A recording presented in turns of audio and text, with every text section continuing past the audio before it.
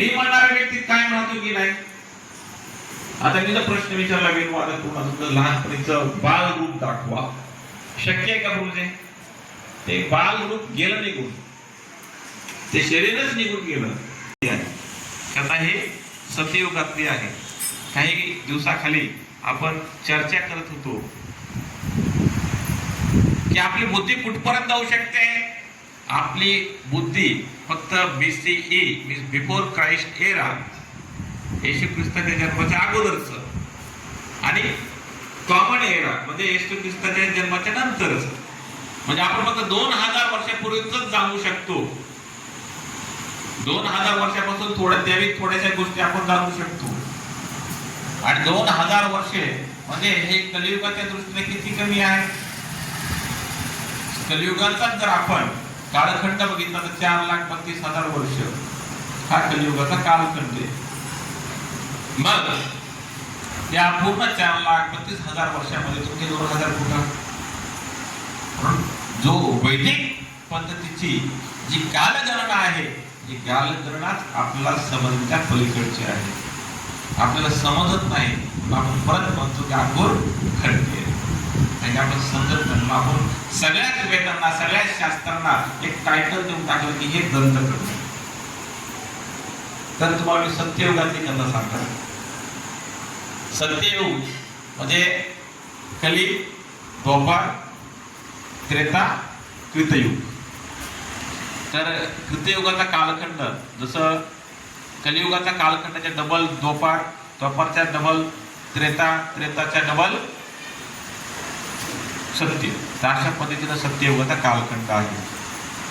तर या कालखंडामध्ये किंवा सत्ययुगामध्ये एक इंद्रदुम्न नावाचे राजा होते.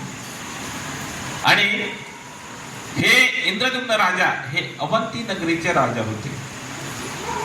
व्यवस्थित ऐका, नंतर प्रश्न विचारणार आहे सगळ्यांना. इंद्रदुम्न राजा होते आणि हे अवंती नगरीचे राजा होते.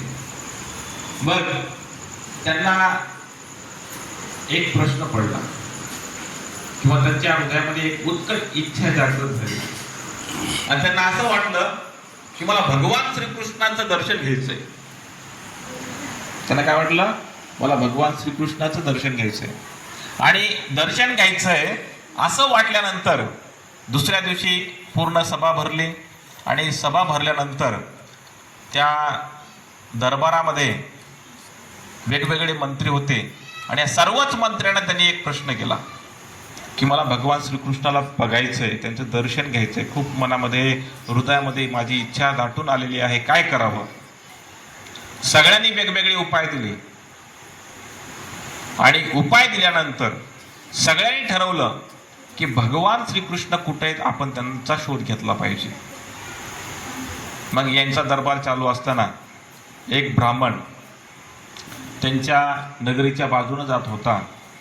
आणि बाजूने जात असताना त्याला असं वाटलं की चला राजाला भेटून जावं, म्हणून तो दरबारात आला.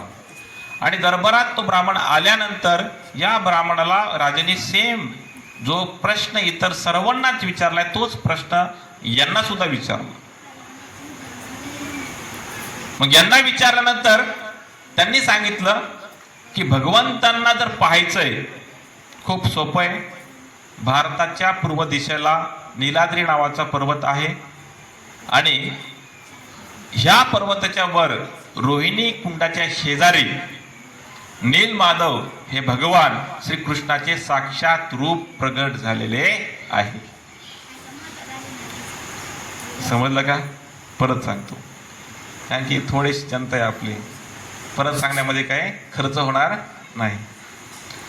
तर रोहिणी कुंडाच्या शेजारी नीलमाधव हे भगवान श्रीकृष्णाचे साक्षात रूप प्रगट झालेले आहे, भारताच्या पूर्व दिशेला जिथं नीलाद्री नावाचा पर्वत आहे तिथे.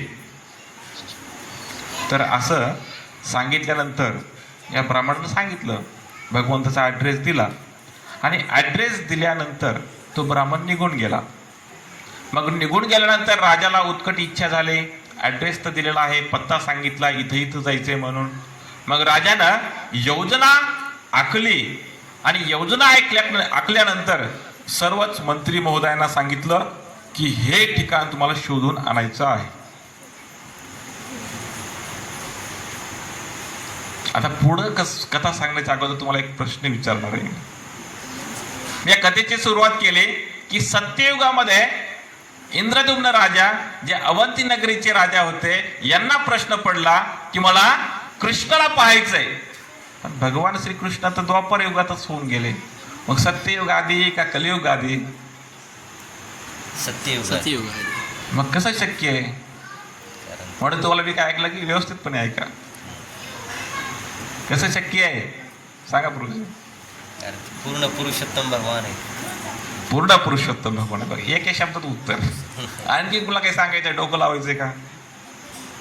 ठीक आहे. तर कल्पभेद. ठीक आहे, कल्पभेद. एक कल्प म्हणजे ब्रह्माजीचा एक दिवस, बरोबर आहे का? ठीक आहे. नाही 1000. मला वाटतं एक चतुर्युग. एक चतुर्युग म्हणजे एक कल्प. हा. तसे 1000 कल्प बरोबर एक ब्रह्माजीचा दिवस. हा. ठीक आहे, हे बरोबर आहे. तर असो, ते याला कल्पभेद सुद्धा म्हणू शकतो आपण. तर कल्पभेदामुळं कदाचित होऊ शकतं. कारण भगवंत हे सृष्टीच्या अगोदर पण आहेत, सृष्टीच्या नंतर पण आहेत. म्हणून जन्मादशी यतोन्वयादी तरतच च अर्थेषु अभिज्ञ स्वराट जन्म आदि अस्य. राईट. तर जन्म, पालन करणे आणि संहार करणे, म्हणून जन्म इत्यादी.